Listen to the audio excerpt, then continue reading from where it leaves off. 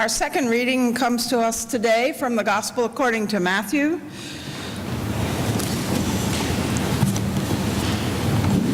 So I invite you to listen for the word of the Lord. When the Pharisees heard that Jesus had silenced the Sadducees, they gathered together, and one of them, a lawyer, asked them a question to test him. "Teacher, which commandment in the law is the greatest?" He said to him, "You shall love the Lord your God with all your heart and with all your soul, with all your mind. This is the greatest and first commandment. And a second is like it. You shall love your neighbor as yourself. On these two commandments hang all the law and the prophets." Now, while the Pharisees were gathered together, Jesus asked them this question: "What do you think of the Messiah? Whose son is he?" They said to him, "The son of David." He said to them, "How is it then that David by the Spirit calls him Lord, saying, 'The Lord said to my Lord, sit at my right hand until I put your enemies under your feet'? If David thus calls him Lord, how can he be his son?" No one was able to give him an answer, nor from that day did anyone dare to ask him any more questions. This is the word of the Lord.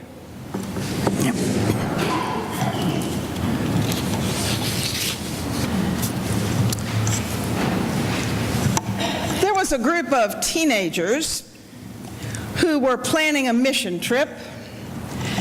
They were going to help homeowners with repairs and needed maintenance. And a bunch of those teens were really excited about the prospect of being away from home and from parental rules while they went on this mission trip. Others were thinking about who else might be on this trip and how much fun they could have with their friends. Well, there were still others who were going because their parents said it would be a good thing, and there wasn't going to be anything to do at home without all their friends who were going on the mission trip.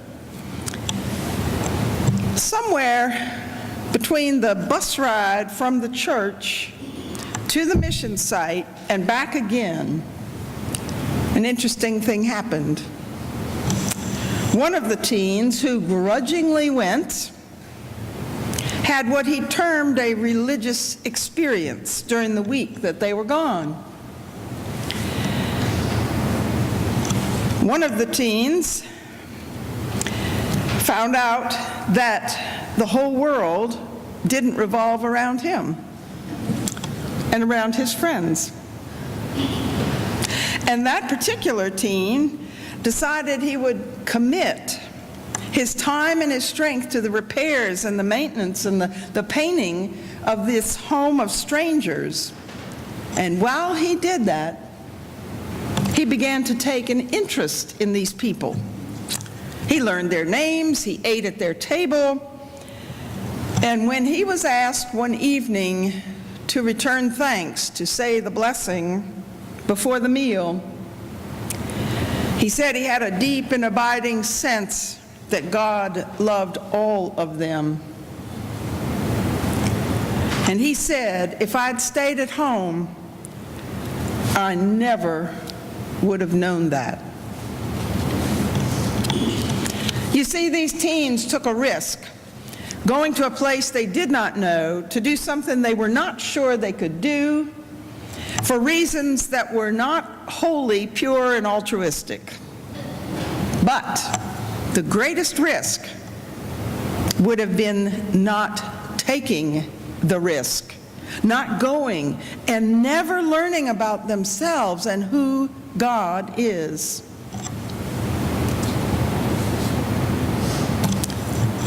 There was a church in an inner city that was in decline, and the membership had dwindled for several years. When the congregation gathered on Sunday mornings, most of the heads that bowed in prayer were gray. And there were those who reminisced about the days gone by when the halls rang with the voices of children and the choir loft was full. Ours is full. And there was hardly a seat left in the sanctuary. But, that was only talk. But, mulling the consequences of the decline, one person suggested that maybe they should close the church or get busy in ministry instead of just talking. Well, they decided on the latter suggestion, and they knew that everybody in the congregation could read and write. So they began an after-school program for the children in the neighborhood. Then soon, more and more children began to come to the after-school program. And then one more interesting thing happened. Fairly soon, the parents started coming to worship. And then the Sunday school grew, and the halls were filled with the voices of children, the choir loft was full, and all the heads that bowed in worship were no longer gray. The congregation took a risk, moved into the unknown, into a new arena of what it means to live the gospel and to tell the gospel of love. Soon there was a real purpose and an energy and a thriving congregation of God's children. Excuse me. This congregation took a risk, but the greatest risk would have been to take no risk, no leap into God's future. It's been said that in a crowded marketplace, fitting in is a failure. In a busy marketplace, not standing out is the same as being invisible. Think about that in the life of the church. Today is Reformation Sunday. Names like John Huss and Martin Luther and Zwingli and Calvin and Knox come to mind when we speak about those who lived in the 15th and 16th centuries and spoke out against the abuses of the Roman Church as they neglected the poor, and there was a lack of piety, and there were so many rules and regulations. It sort of sounds a little bit like the Presbyterian Church. No, there were way more than that. And there were all these doctrines and dogma that was taught by the church fathers, and it permeated the church.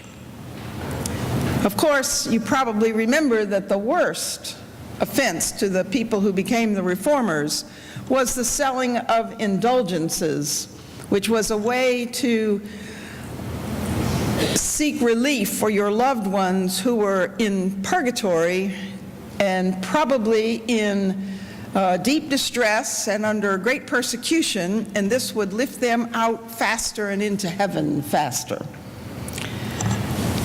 But one of the things I learned about a year ago is that the funds that were received by the sale of indulgences went to build St. Peter's in Rome. So it was really a capital campaign. It had nothing to do with faith. Well, the reformers understood that being a follower of Christ is not about all these outward trappings and these visible displays of piety, but about loving and serving God, loving and serving neighbor, all those who live around us, those folks we meet every day.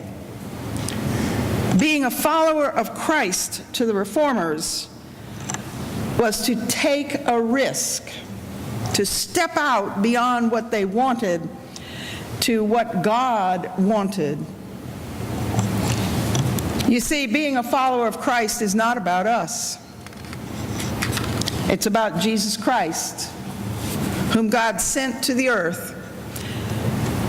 And it's about all those who bear the image of God in their humanity. The Reformers took risks, put their lives on the line for the greater purposes of God and God's people. It sometimes meant deprivation of what the world deems as important, but they always understood it as God's grace and God's presence. Now, I think I couldn't have been a good reformer. Stepping out into the unknown is scary. Might even be on the edge of frightening, because we don't want to make a mistake. I sure don't. We don't want to slip up. We don't want to fail at what we're attempting to do.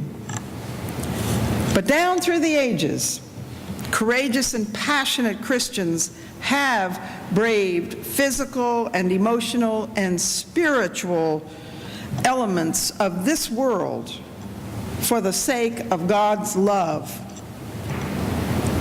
If you think about it, without our reformers,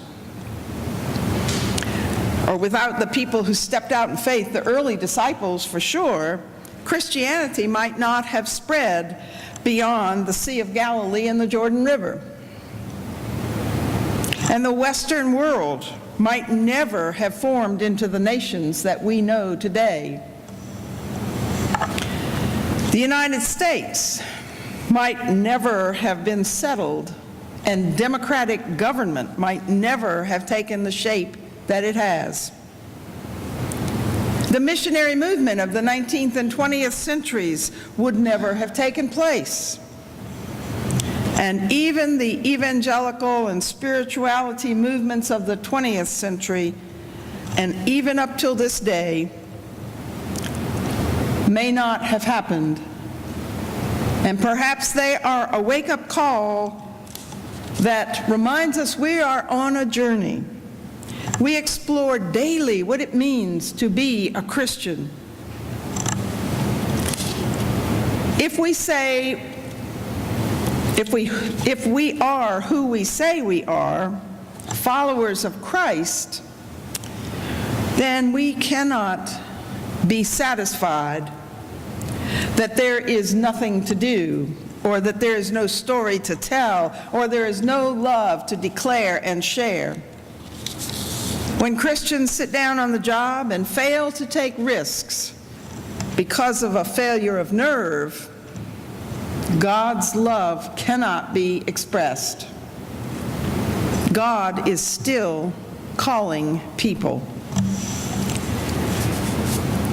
At Presbytery on Tuesday, I know most people think Presbytery is very ho-hum, and there were parts of it that were. Just approve this, approve that, so on. But there was an amazing event that took place, and it had to be God's providence. The preacher for the day, who was the senior pastor at First Church Asheville, used this example or image or whatever in his sermon, this story. And he told about the expedition of Lewis and Clark, that they were sent out to map the Louisiana Purchase, which had just taken place, and then to go beyond that and map all the way to whatever they found. They thought that there would be a very large river not far from where they began on the Missouri River, and that river would take them to the Pacific Ocean. So they bundled up their canoes when they left the river, and they walked across the plains They were searching for that river. So imagine their surprise when they found no river, but mountains. So the preacher said, that is where the church finds itself today, expecting to journey forward in one direction or one way when the road before us looks nothing like what we had prepared for. Lewis and Clark left the canoes and they began to hike. We in the church are in some uncharted territories. This is not 1950 anymore. We need to leave behind what does not work for the mission and ministry of the church. We must face the challenges ahead with a new energy and intelligence and imagination and faith that God goes ahead of us to guide us in the direction that God is calling us, this church and each of us individually. It's risky. It's scary. It's even frightening. But God holds us in the palm of His hand. So, what risk is God calling us to take? What risk is this congregation willing to take, not to satisfy ourselves or our need to be perceived in this community as good Christian folk, but for the sake of the gospel? Or are we willing to take the greatest risk of all, which is to take no risk and to keep the status quo? There were two quotes that one of the presenters at the Presbyterian meeting shared with us that fit in with the sermon of the day and fit in with what my topic was, the greatest risk. Now, I'm a science person, and I didn't know this whole quote from Charles Darwin. He says, "It is not the strongest of the species that survives, nor the most intelligent that survives. It is the one that is the most adaptable to change."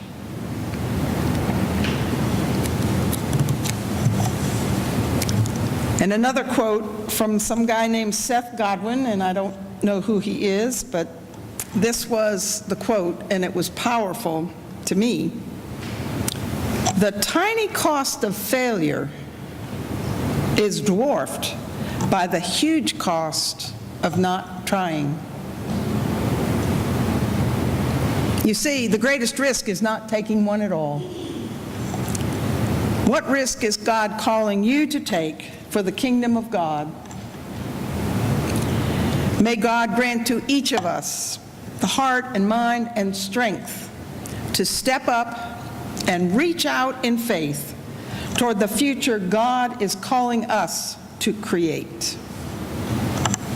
Amen.